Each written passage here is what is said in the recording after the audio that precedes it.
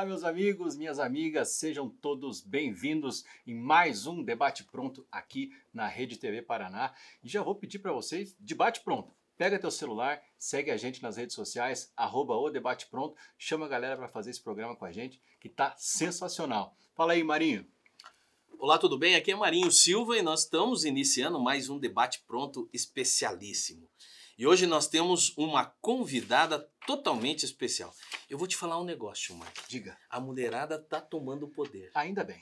E nós temos excelentes exemplos, e o exemplo de hoje é a prefeita de Rio Branco do Sul, Karime Faïad, e ela vai nos falar um pouco sobre a cidade. Eu vou ler o currículo. Leia.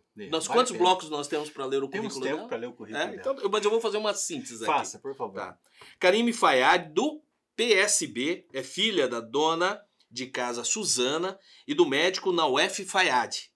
É arquiteta e urbanista, especialista em gestão urbana e direito à cidade, mestre em planejamento urbano pela Universidade Federal do Paraná. Atuou por mais de 5 anos nos setores de educação e no planejamento urbano da Prefeitura Municipal de Pinhais, na região metropolitana aqui de Curitiba, onde desenvolveu projetos como escolas, CMEIs, CRAS, parques e construção de casas populares. Atualmente é prefeita da cidade de Rio Branco do Sul. Karime, seja muito bem-vinda, uma satisfação nós tê-la aqui. E mais uma vez pelo fato de você ter dentro dessa... Ela espancou, gente, a agenda para ela estar aqui com a gente. Então por isso que é uma satisfação muito grande tê-la aqui. Obrigada, Marinho. Obrigada, Schumacher. Assim, pela oportunidade. A gente escuta falar muito bem desse programa. Tá indo super bem. Eu espero que a gente tenha aí um bom bate-papo, né? Frutífero. Sim. E que a gente fale coisas boas aí para quem tá ouvindo, em especial sobre as cidades hoje da região metropolitana, né? Bacana, hein, Schumacher? Sensacional. Prefeita, antes da gente entrar especificamente na política e falar sobre o Rio Branco do Sul, conta para o nosso telespectador um pouco sobre você, sua trajetória, né? A gente já falou o seu currículo aqui, mas, sobretudo, o que te fez, o que te chamou para a política? Qual que foi esse chamado que levou você a essa carreira pública? Então, na minha família não tem ninguém, Schumacher, da política, né? Tanto é que lá em casa, quando eu falei pro meu pai, pra minha mãe que eu queria ir pra política, foi um susto. Meu pai ficou super bravo. E eu comecei com essa vontade muito cedo. Eu fazia parte de movimentos sociais na cidade. E me filiei a partido político. A gente fazia movimentações assim de paralisação de rodovia, movimento contra a vinda do cadeião para Rio Branco do Sul. Isso com 16 anos. Primeira vez que eu fui pra rua por política, eu tinha 14 anos. Prefeita era uma agitadora. Agitadora! Tal, baderneira. Hoje em dia chamam de baderneira. Cuidado com o Alexandre de Moraes aí, senão... Não. Deus me livre, tá bom? Não quero ficar na cadeia o resto da minha vida. Mas, assim, o que me levou mesmo foi uma questão, assim, uma vontade relacionada a ver Rio Branco do Sul se desenvolver. Eu achava inadmissível uma cidade que é a capital de cimento, é a maior produção de cimento do país, município minerador, essa é a sua vocação, com uma arrecadação importante. Se a gente compara a arrecadação de Rio Branco do Sul com vários municípios do Paraná, é uma das melhores, né? Tá entre as 100 maiores arrecadações, né? Até mais, o Paraná tem 400 municípios, quase 399. Então, é significativo. E a gente não via a cidade crescer. Eu olhava para a empresa Votorantim, pensava a quantidade de impostos, via o perfil político que governava o município, não vários, né, por vários anos, com baixa qualificação, com baixa vontade política de fazer acontecer, e a cidade simplesmente parou no tempo. E aí eu me filiei a partidos e daí, assim, com 18 anos eu falei, eu quero ser prefeito de Rio Branco. Antes até, uns 16, 17. Entrei na universidade, fui fazer arquitetura pensando no urbanismo, que é essa parte de planejamento, essa parte de cidades, e pensar na cidade, justamente por essa vontade de ser prefeita. Então, assim, eu já pensava nisso, entende? Me preparar para esse ofício. E eu dizia para as pessoas, vou ser prefeita. Ninguém acreditava. Eu disse, cara, tá louca? Em Rio Branco? Mas não foi essa cidade que teve prefeito que foi assassinado agora?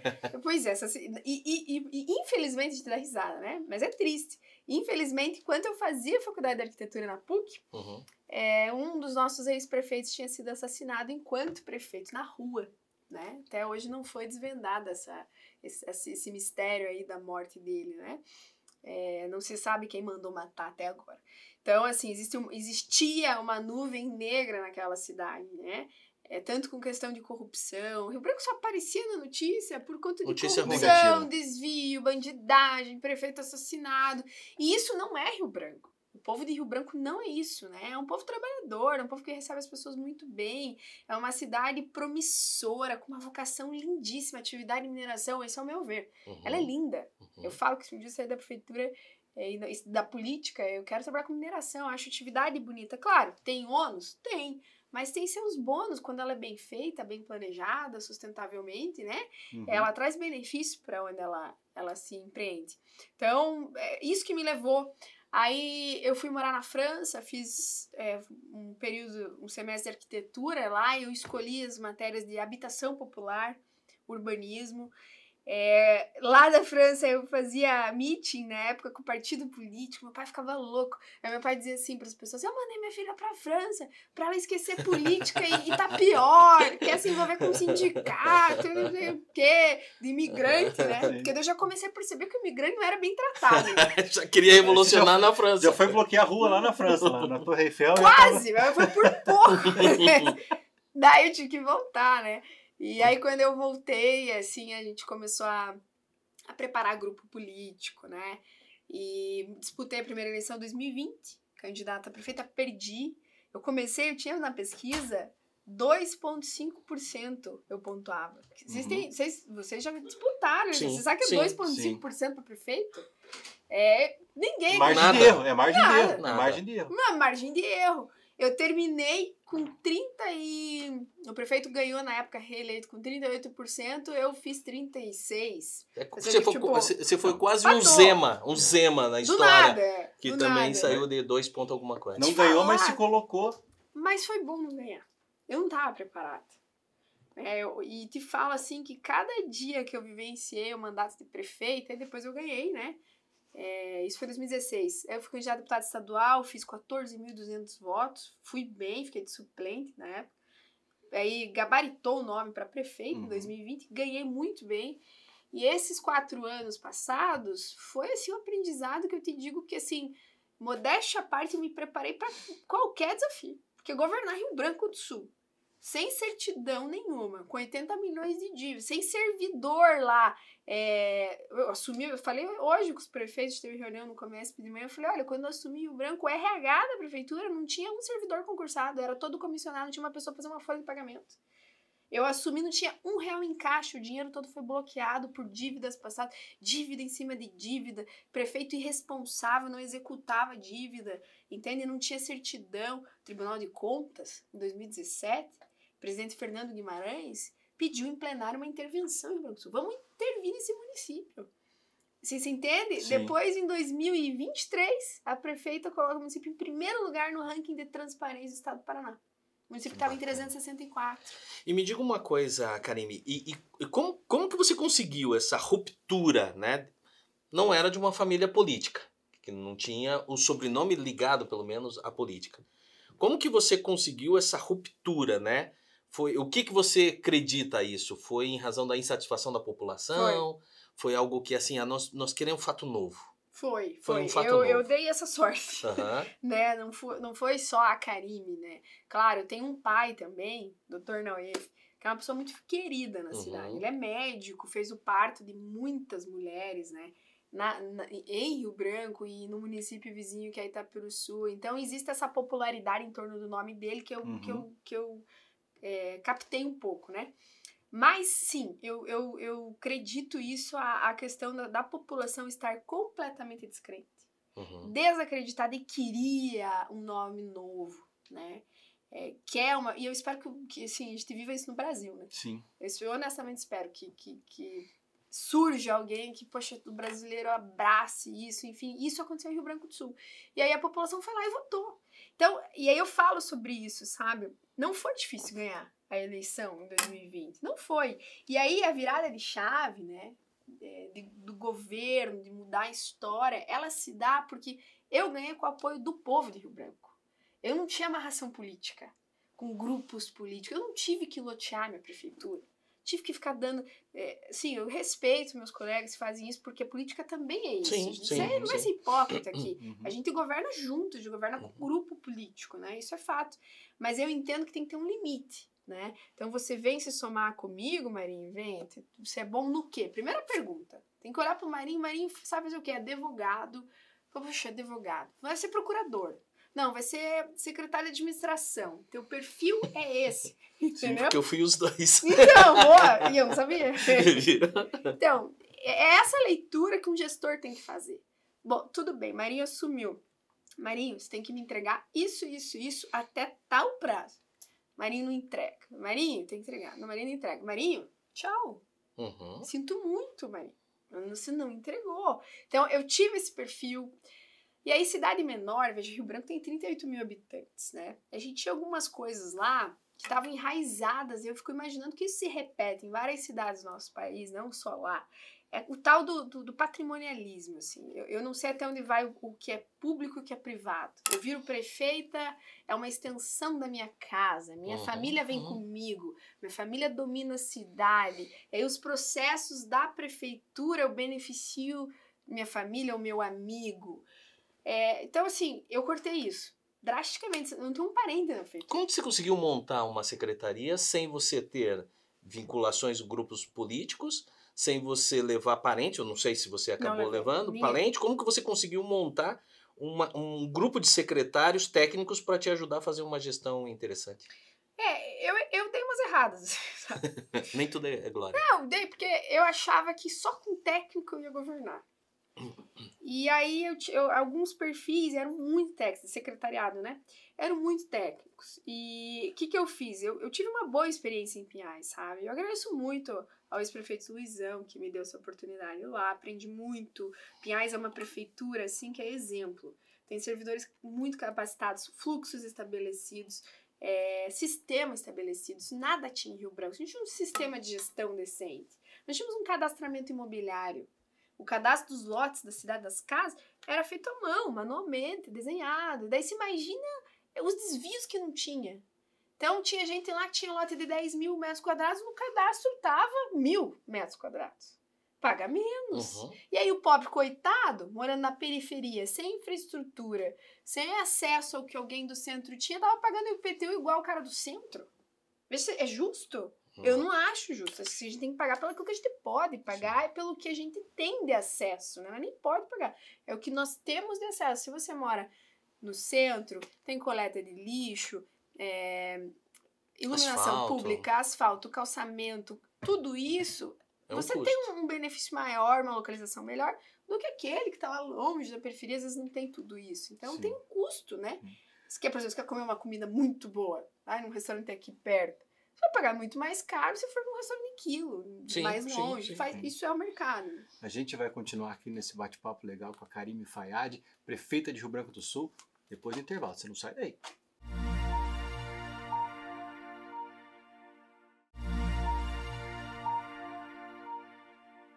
Olá, pessoal. Estamos voltando nesse bate-papo muito interessante com a prefeita Karime Fayad, que é a prefeita de Rio Branco do Sul. E eu já não vamos nem perder tempo aqui contextualizando, eu já vou fazer uma pergunta. Prefeita Karime, primeiro, nova na política, numa cidade que já tinha um histórico e vamos falar assim, um descontentamento por parte da população com relação à política existente, e ao mesmo tempo, mulher na política. Primeira prefeita? Da cidade, sim. Primeira prefeita. Me diga assim, e teve dificuldade pelo fato de ocupação do poder? Porque a gente percebe assim, dentro do meio político ainda existe, principalmente do pessoal que é mais conservador, mais antigo na política, existe assim aquele preconceito com a mulher na participação e tal. Como que foi a tua experiência? Foi algo tranquilo, facilitou? Como que foi o teu dia a dia lá nessa construção como prefeito da cidade? Veja, assim, na campanha, antes de ser prefeita, eu dei azar, né? Foi o período do impeachment da presidente Dilma. E eu escutei muitas frases preconceituosas que eu dizia, nossa, mas vocês fazem a mesma pergunta para os candidatos homens? Eu me perguntava assim, algumas pessoas. E aí foi um momento que me marcou. Depois disso, como prefeita, não foram muitos, sabe? Mas como candidata, as pessoas falavam assim, você não vai ser ruim como a Dilma, né? Então eu olhava para aquilo e não entendia. Eu falava, mas tá, isso tá me comparando, porque foi a única presidente mulher, mas E os presidentes homens que nós Por que tivemos você não vai ser ruins? ruim como O Collor, sei lá, né? Né? Ou prefeitos homens que Rio Branco teve, foram todos homens e majoritariamente foi um fiasco. Então, você pergunta isso pro candidato homem que vem aqui, você vai ser igual o Collor? Você vai ser igual não sei quem? Não, entende? Então, isso eu achava assim que... E aí, isso mostra, né, a latência, né, desse preconceito. Mas é uma construção. Eu vejo que eleição a eleição, os números têm melhorado. Os resultados que mulheres em cargos políticos de executivo trazem, tanto, você pega municípios que mulheres governam, tem muito menos casos de corrupção. As mulheres investem quase 30% a mais que homens em educação, por exemplo, em assistência social. E aí isso vem muito do gênero feminino, né? De ser mais humana, de ser mais sensível a algumas causas. A criação da mulher é diferente. Vocês são criados para não chorar, começa por aí, né? Homem não chora, uma besteira. Uma besteira, você tem que chorar. Às vezes tem homem que vai no meu gabinete e chora. Eu falo, chora, amigo, pode chorar. Tem homem que vai no seu gabinete e chora? Bastante. Mas por qual motivo? Fiquei curioso agora. Por qual motivo? Já teve traição? É quase um divã, então não. Cara, eu tenho chazinho, Carine. eu tenho chazinho. Por isso que tá dando certo lá. Esse é o segredo. Você quer. Mas eu vou te contar, tem vereador que me chama de mamãe. Você acredita?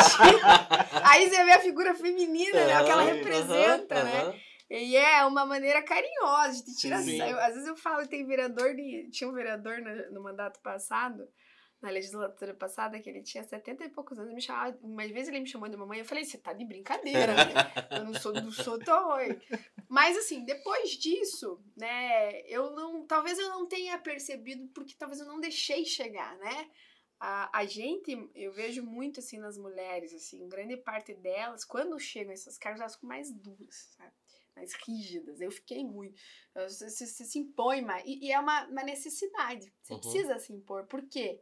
Porque há uma tendência a achar que a mulher é frágil. Porque fisicamente a gente é mais frágil. Mas talvez não emocionalmente. E eu realmente acho que não.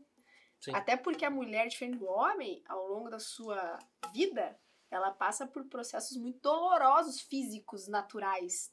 Né? Desde uma menstruação até depois a menopausa, um parto, uma cesárea, enfim, depilação. Depilação dói. Não, hoje tem homens que se depilam também. A mulher, eu vou toda semana no salão. Tem homem que nunca nem pisou. Então, assim, tem processos que faz parte, né? Não, e uma coisa que eu acho assim, muito interessante é que todo mundo tem mania de comparar o homem com a mulher e querer que a mulher seja igual ao homem ou vice-versa. Mas não, é a complementação. Eu acho que assim, nós temos as características do homem e temos as características da mulher. E uma das situações se complementa a outra, né? Eu acho que é bem por aí. E eu não acho que a gente tenha que instigar disputa. Sim. Existem movimentos feministas.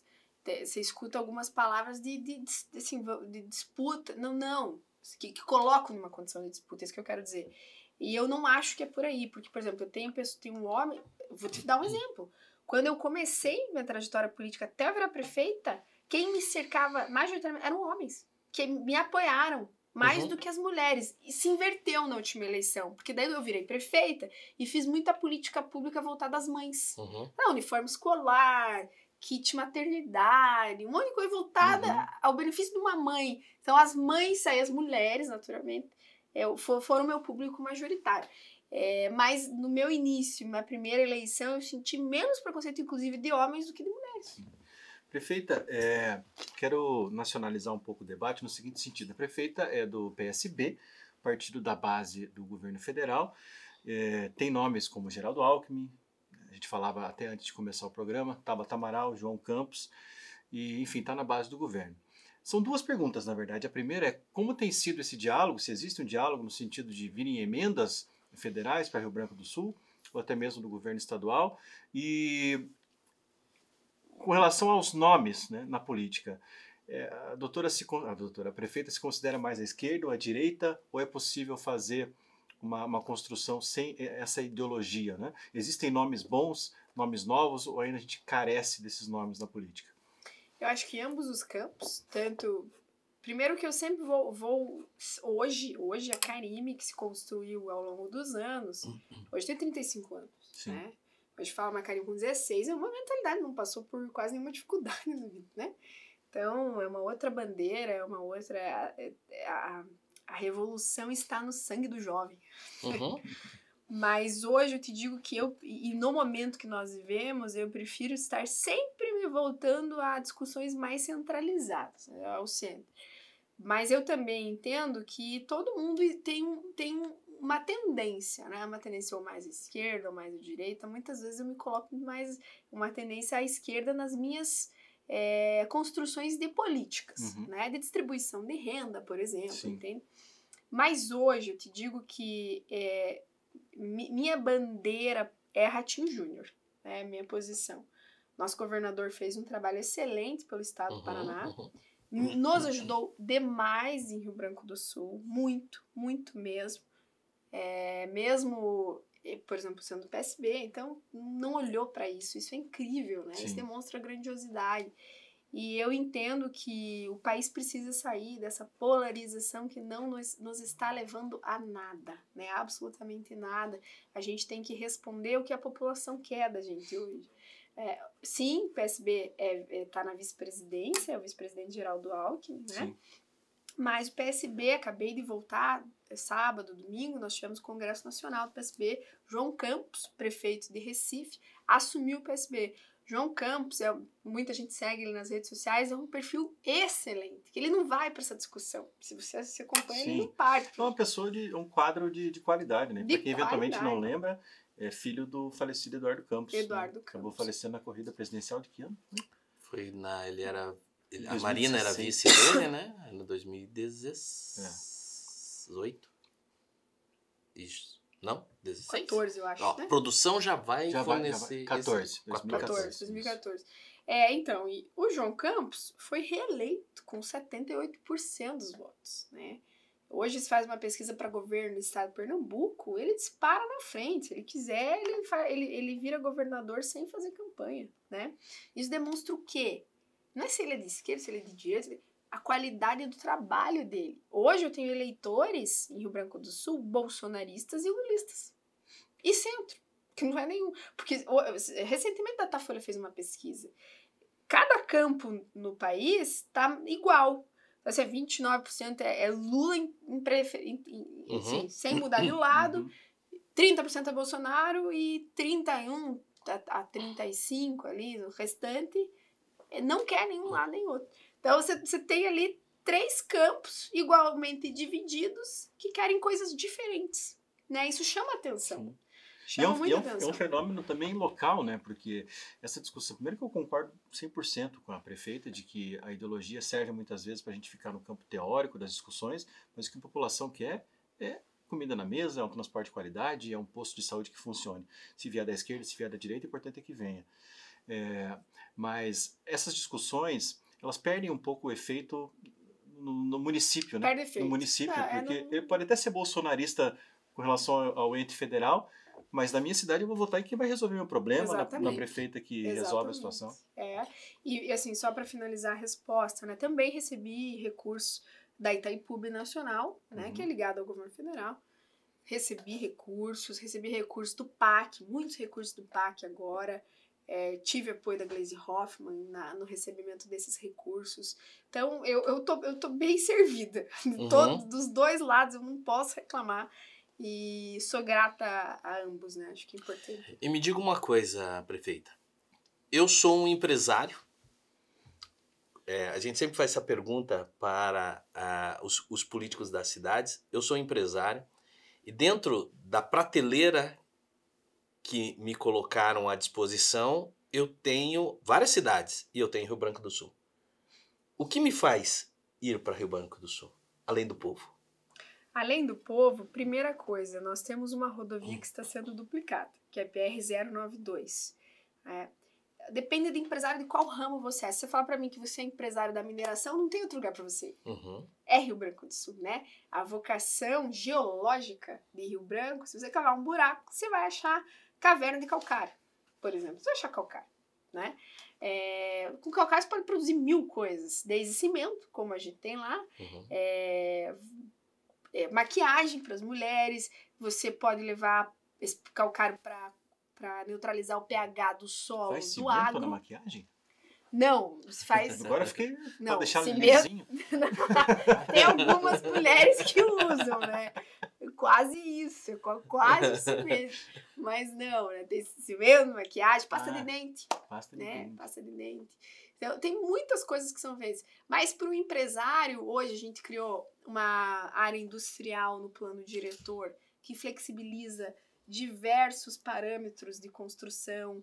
A minha Secretaria de Desenvolvimento Econômico está preparada para receber, desburocratizar todo o andamento do processo de alvará. A gente passou ali um momento de entraves, porque a gente tinha um plano diretor. Não é da minha época, eu sou urbanista, eu posso falar melhor sobre isso.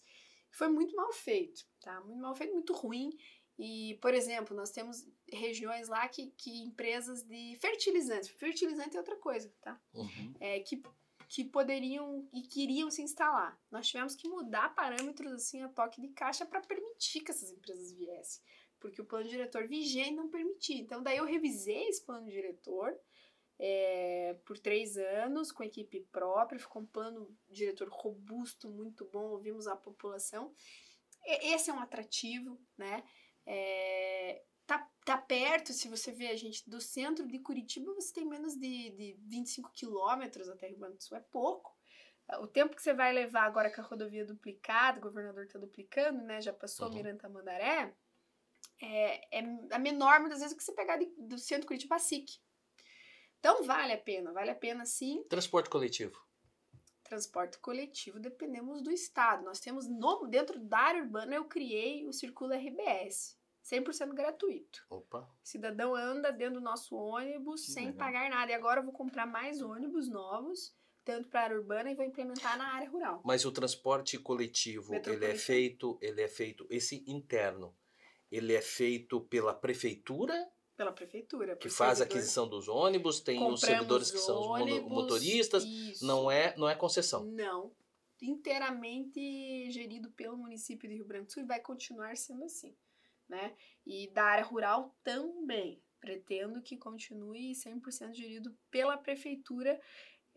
Vale a pena, a gente gasta menos. Eu sou muito a favor assim, da terceirização de diversas coisas. Por exemplo, hoje a gente está terceirizando merendeira, limpeza, vamos terceirizar motoristas, carros em locação, é melhor, porque, poxa, você gasta um pouquinho mais, mas você não se preocupa com manutenção, carros com novos. Combustível, o carro sempre é novo, motorista incluído. Então, assim, vale mais a pena. Alguns processos vale realmente mais a pena. Você tem que fazer as contas, né? Sim. Pessoal, já estamos indo para o final desse nosso segundo bloco. Temos mais um bloco com a prefeita Karime de Rio Branco do Sul. Não saia daí que nós já voltamos.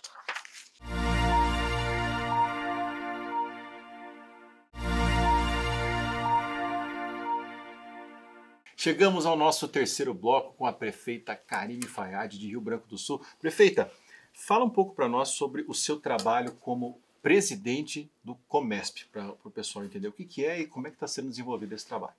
Schmack, o Comesp é um consórcio metropolitano. Consórcio é como se fosse uma cooperativa. Os municípios se unem, olha, vamos se consorciar. Vamos fazer licitações conjuntas, porque o preço sai mais barato, sai mais em conta. Vamos resolver problemas de maneira conjunta e mais rápida. Institui-se um consórcio, né?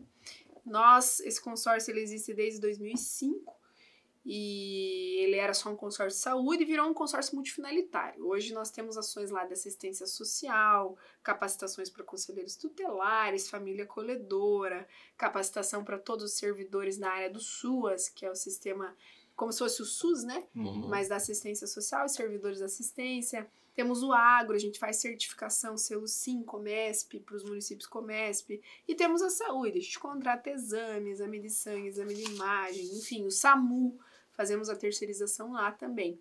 Hoje nós temos no consórcio 31 municípios, toda a região metropolitana, exceto Curitiba, e mais 3 municípios do litoral, Matinhos, Guaratuba e Pontal.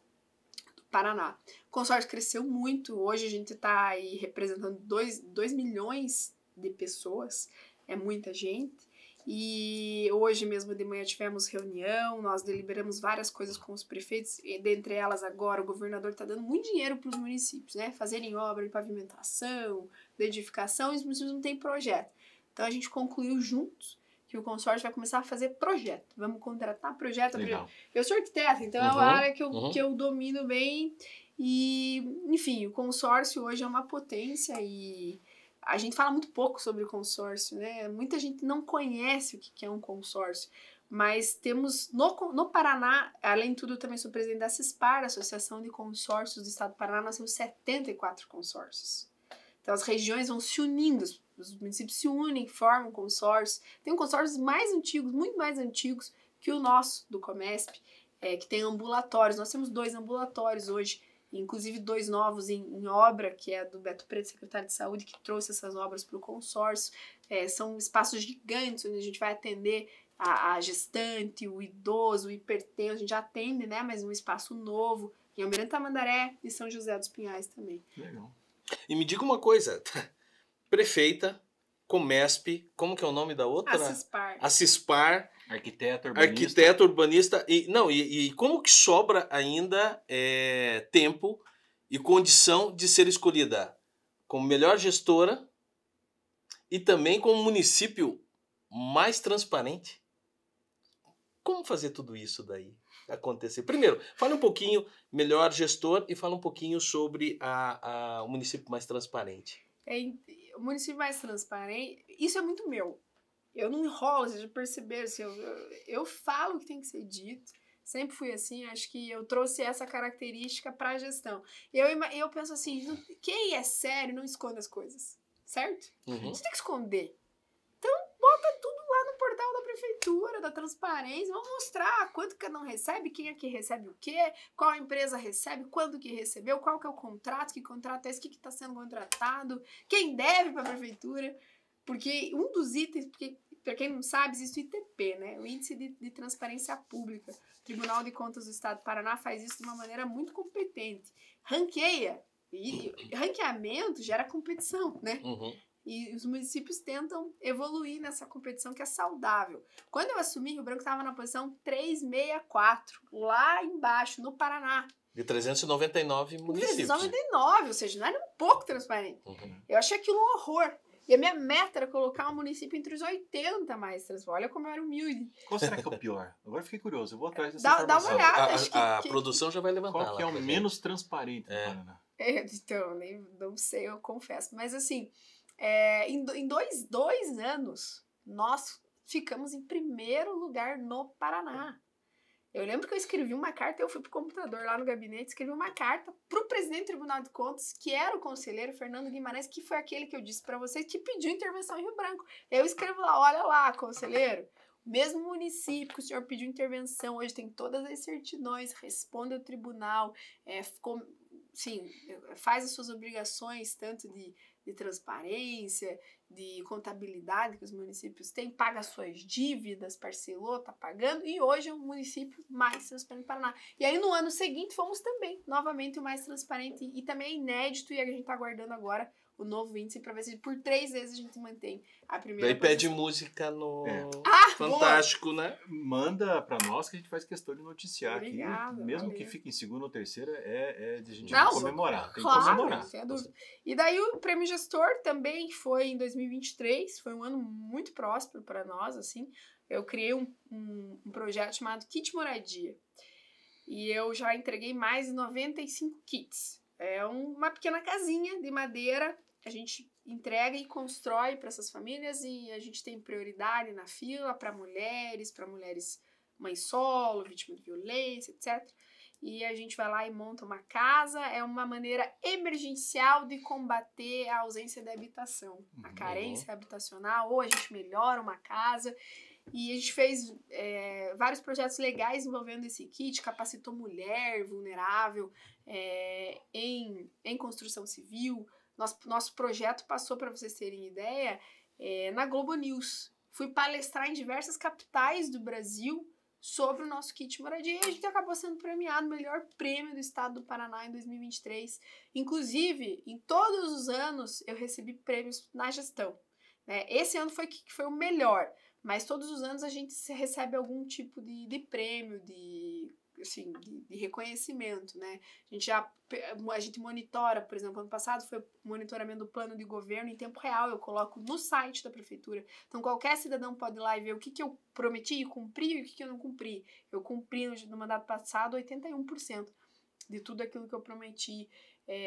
Daí teve kit moradia e o outro ano a gente mapeou a pobreza. A gente criou um Power BI e a gente mapeou onde estavam os CAD únicos, as manchas assim mais latentes no mapa de pobreza. Legal. Você vê como que é interessante, Você né? viu, o município menos transparente do Paraná é Porecatu. Porecatu. Então o prefeito de Porecatu já está convidado para vir aqui dizer para nós o porquê disso. Ou o que está fazendo para melhorar. Mas vou te Justamente. falar, sabe qual é a situação de Porecatu? Qual? Quando assumi Rio Branco, nós éramos abaixo de Porecatu em dívida consolidada no estado do Paraná.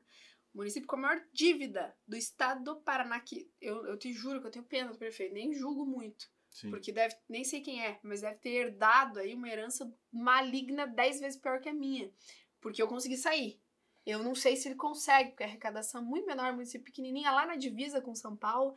E a maior dívida consolidada era e ainda deve ser de Porecatu. Eu era segundo e em 2 anos eu caí para sexta, 10ª posição. Então vamos mudar.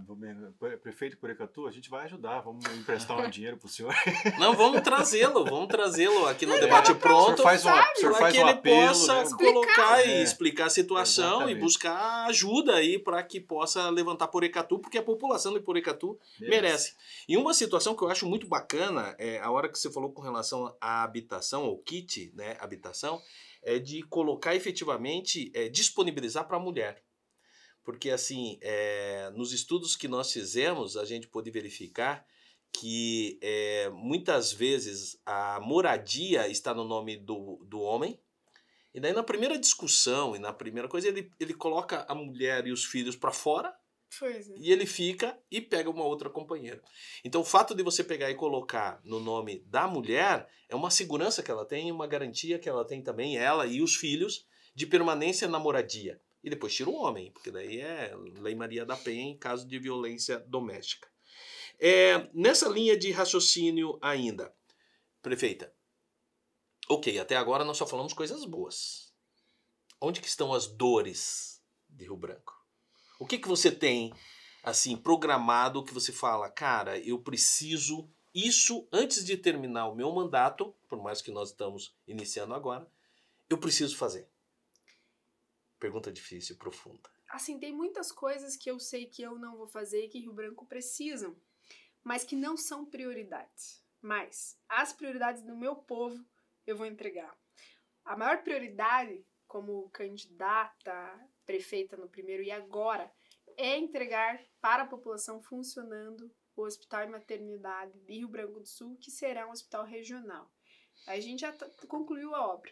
A obra está concluída, né? Concluída. Tem parceria com o governo do estado? Total. O governador foi lá, assinou um convênio de 15 milhões. Hoje, com o mobiliário, isso aí já chegou quase a 20 bilhões, tá? Uhum. Não passou, acho que tem que fazer as contas de novo. Me parece chegar a 24 bilhões com equipamentos imobiliários e tudo mais, aditivos que a obra teve. Que vai atender Rio Branco e região.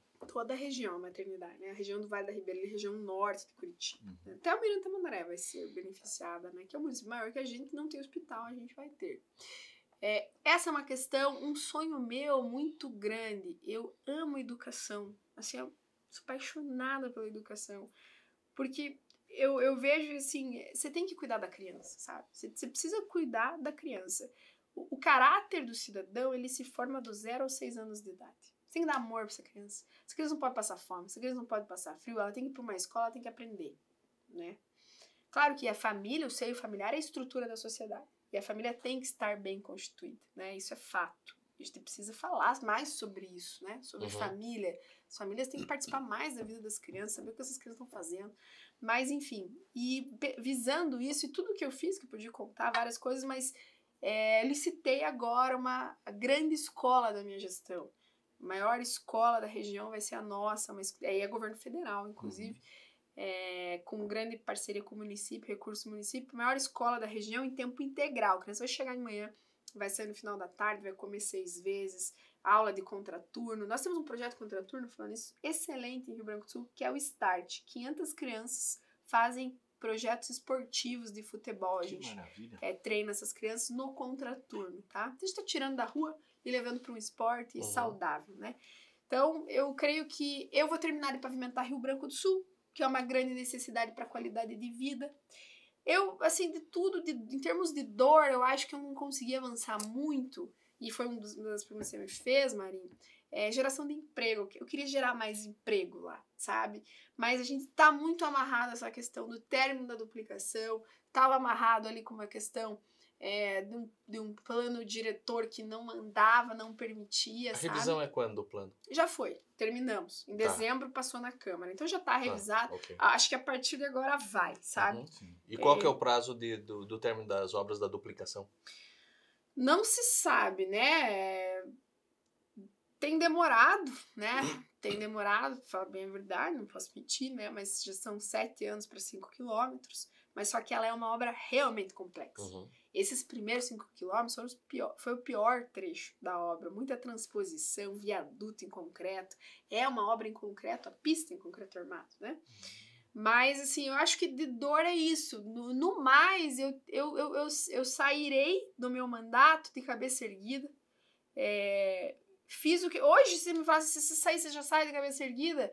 Só não ainda, porque eu não entreguei o hospital. Vou entregar em outubro. Mas se em outubro eu entregar no hospital, eu consigo sair e dormir em paz. Tá, então na lente da verdade, prefeita, você entregando o hospital em outubro de 2026, nós temos uma candidatura aí, e porque é o segundo mandato, já não pode ir para reeleição. E aí, como que fica? Possivelmente. Bacana. Existe um sonho dentro de mim. Eu sonhava ser prefeito. Sim. É isso que eu ia perguntar. A prefeita dizia lá que ia ser prefeita quando tinha 18 anos. Já Conseguiu. está dizendo que vai ser deputada, governadora? Não, vamos com calma, né? Governador já é muito. Senadora? Quem sabe, né? Um dia Sim. o Paraná seja governado por uma mulher, né? Assim, a gente teve a Cida Borghetti, mas ela era vice, assumiu, acho que ficou um ano, Sim. né? Meio ano. Mas, assim, isso é uma coisa de futuro, acho que tem chão ainda, né? Tem que me preparar mais. A gente tem que entender, tem que ter humildade para saber ter o preparo, né? Quer ser presidente do Brasil, mas tá preparado para ser presidente do Brasil? Eu acho que são essas perguntas que a gente tem que entender. E o eleitor tem que saber pesquisar, para saber se vale a pena ou não. Mas sim, tenho esse sonho. Hoje, meu próximo passo é esse. E veja, eu sei que eu tenho muito a contribuir.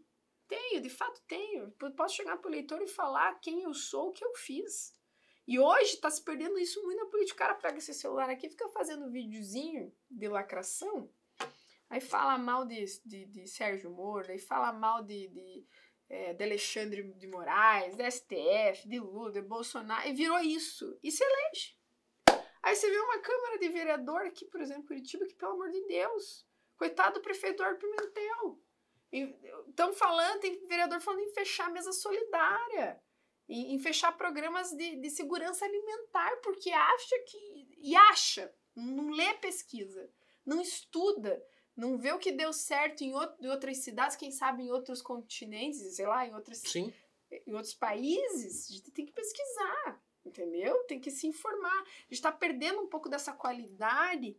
E aí eu te digo, eu tenho algo a apresentar. Como muita gente tem também. Hoje a gente tem uma qualidade aí boa de prefeitos que poderiam ser candidatos também, que eu tenho certeza. Mas eu garanto que se um dia eu for deputada, eu vou representar muito bem a região metropolitana e os paranaenses e os interesses do povo, que eu acho que é o mais importante. Maravilha. Estamos lançando já. Estamos lançando já. Já fica o convite para voltar aqui, quando entregar o hospital, quando for eleita. Nós vamos lá. E eu queria agradecer. Você veja, eu fico muito grato, Rede TV, Reibe Produções, por aprender sempre com os convidados que a gente traz aqui. Nós estamos encerrando a entrevista com a Karime, mas eu queria que você deixasse também uma mensagem para o povo de Itaperuçu, para o povo do Paraná. Rio Branco, né? O que eu falei? Itaperuçu que fica do lado. lado. É porque também, assim, vale como ela vai ser candidata em 2026, ela já está pensando no povo de Itaperuçu Você veja, também. eu já estou para o povo do Rio Branco do Sul e mais uma vez obrigado por ter vindo. Obrigada, agradeço Marinho, Schumacher, é uma honra estar aqui, Rede TV, a todos os envolvidos. É uma oportunidade que vocês me deram de falar um pouquinho, né? Tem muita coisa para ser dita ainda, a gente pede que se quiser conhecer, dá uma olhada nas nossas redes, mas eu agradeço a todos que têm acompanhado a gente. Hoje tem muita gente de Curitiba que acompanha, de outras cidades da metropolitana, que nem eu falei, as pessoas querem ver resultado. E eu tenho a oportunidade de ser prefeita de uma cidade que ela estava com um cenário político e estrutural destruído. E hoje a gente apresenta outra coisa. Eu gosto muito de ouvir pessoas indo para Rio Branco, que faziam 2 anos que não iam, 3 anos, né, parentes de alguém, enfim. Poxa, essa cidade mudou. E é isso, a gente tem que responder às demandas da população e ser sério, né? Hoje o porteiro do prédio que eu moro fez uma brincadeira, né? Ele falou assim, o fulano não veio trabalhar, parece político. Ele não sabe que eu sou prefeito. Eu saí e nem respondi, né? Mas a minha vontade era dizer, cara, você não tem ideia do quanto eu trabalho. Eu não tenho horário pra dormir, não tenho hora pra acordar. Então, assim, não tem dia pra trabalhar. E é isso, sabe? E eu sou a prefeita do município mais transparente do Paraná. Isso significa que a gente trata o recurso público com dignidade e muito respeito. E é isso que o povo espera de um político. Maravilha. Mas não acabou ainda, né, Marinho? Não, nós temos mais um bloco. Mais um bloco. Então, vocês não saiam daí, a gente já volta com mais Debate Pronto.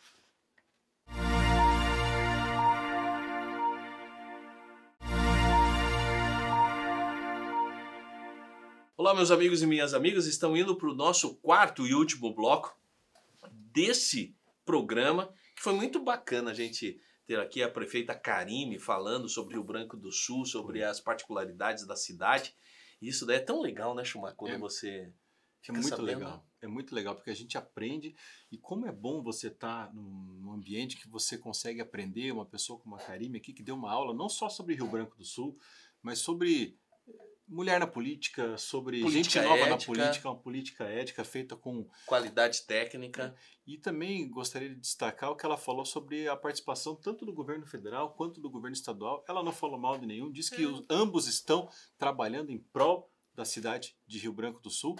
E é isso que a gente quer, né? Eu posso discordar de você com relação a muitas coisas, mas todos nós queremos o melhor das nossas cidades. Você fala uma frase muito, muito bem feita, dentre tantas outras que você fala, Marinho, que eu posso até fazer caminhos diferentes, mas todos nós queremos chegar, né, ao mesmo fim.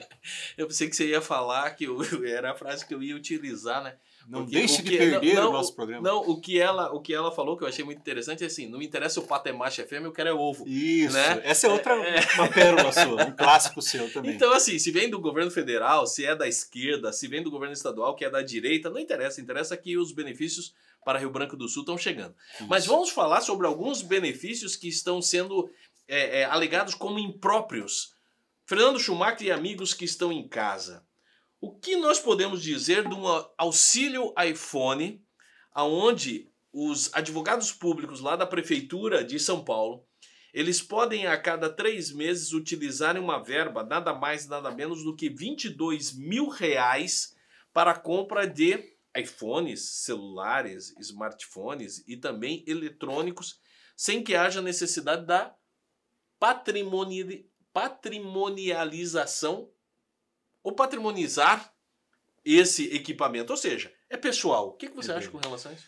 É um absurdo. A gente tem que falar com o cidadão que está vendo a gente, a cidadã que está vendo a gente, é o seguinte: você que, como muitos de nós, comprou o teu celular parcelado na Magalu, que vai pagar em 489 vezes o teu celular, e você não comprou o iPhone Pro Max Ultra Plus, você comprou o Samsung A não sei o que custa R$1.000, olha a patifaria do pessoal do Ministério Público de São Paulo, recebendo valores para comprar iPhone. Primeiro dado, não precisa de uma verba. Quem recebe 40 mil, 100 mil, 80 mil por mês, porque nós sabemos que eles furam o teto, não precisaria de um auxílio para comprar um iPhone.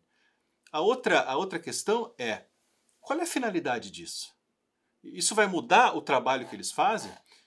Isso vai melhorar o dia a dia da produção deles? Não. E outra, é dinheiro público. R$22 mil para cada procurador. Não sei quantos procuradores tem no município de São Paulo, mas certamente é muita gente. Olha, e o que me deixa mais pé da vida, Marinha, e eu quero te ouvir com relação a isso, sinceramente, gente, isso para mim dói mais do que alguns casos de corrupção. Sabe por quê? Porque é legalizado. É legalizado. Eles fazem o que querem com o nosso dinheiro e a gente não pode nem... Tem muito jornalista aí sendo processado, punido quando traz casos de mau uso do dinheiro público pelo judiciário. Dói esse tipo de notícia. Não, e depois assim, nós temos que também trazer a público que é o que acontece. Quando você... Porque o que poderia ser feito? Como que poderia ser realizado? Ah, não, vai comprar um notebook.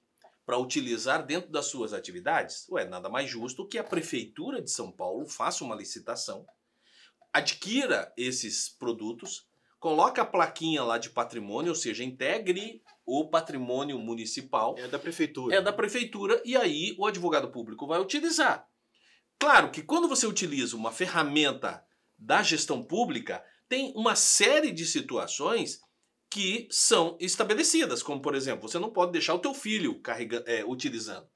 Você vai ser monitorado na utilização. Sim. E mesmo iPhone ou telefones, eu já fiz parte de gestão pública na qual nós recebíamos lá um telefone para ser utilizado. Mas era institucional. Mas era institucional e as informações que tinha nesse telefone eram públicas. Se alguém quisesse saber as mensagens que eu estava trocando, era só pedir para a gestão pública ir lá, a Secretaria de Administração fornecia.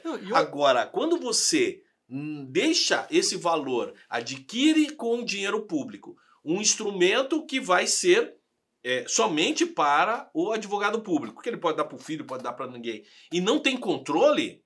E tem um outro detalhe.